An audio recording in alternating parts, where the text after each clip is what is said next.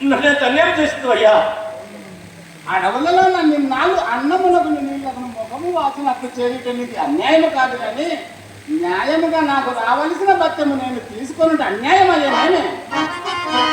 భత్యము లేక భక్తులతో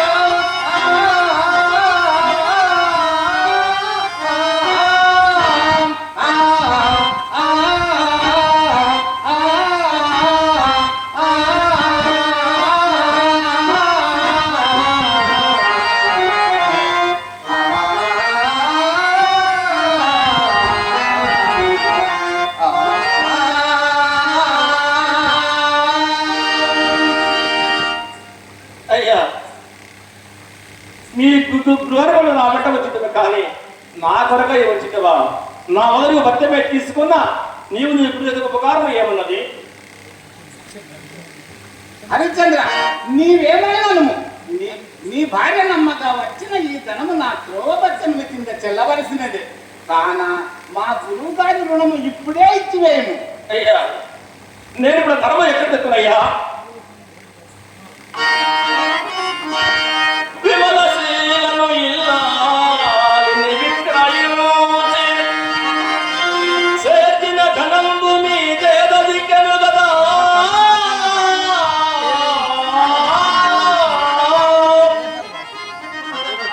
అవని సశరీర మాత్రవై భువనగుతు అవని సశరీర మాత్రవై భువనగుతు ప్రతిపుతునట్టి నేనెట్లు బద్దమిస్తూ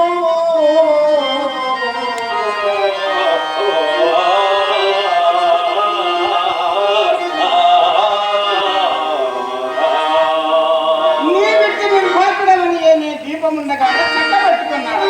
ఓ హరిశ్చంద్ర, ఇది విను.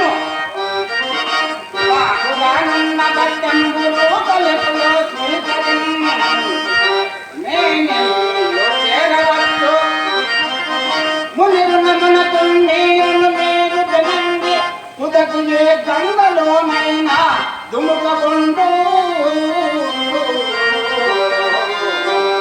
అయ్యా, ఇంతగానే చెడ్డ ఏమన్నది? పోయి నన్ను కూడా అమ్ముకొని మీ రుణం రాబట్టుకున్నాము. నిన్నెవరు పొందరయ్యా? ఎవరో కొనుక్కున్నాను కటకు కడవారిగా అమ్ముకున్నామయ్యా. సరే, నిన్ను కాగననేలా?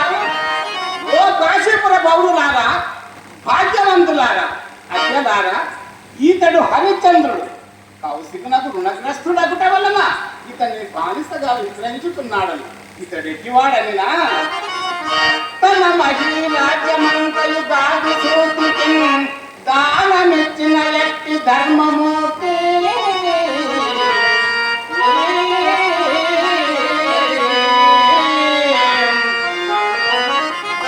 విజయ చంద్రికల్ నిఖిల దిక్కులయందు పారదల్లిన ఎట్టి సారగుణుడు ముల్లోకములు సమ్మోదింపేదాలు మదమడంచిన విక్రమశిరం అను మాత్రమైన బొంకను మాట ఎరుగని అసమాన నిత్య సత్యవతములు ఏడు జీవుల నవలేనట్టి సాంగకీర్తి హరిచంద్ర చక్రవర్తి వాణి తీరుగా అందంగా పడుకున్నాడు.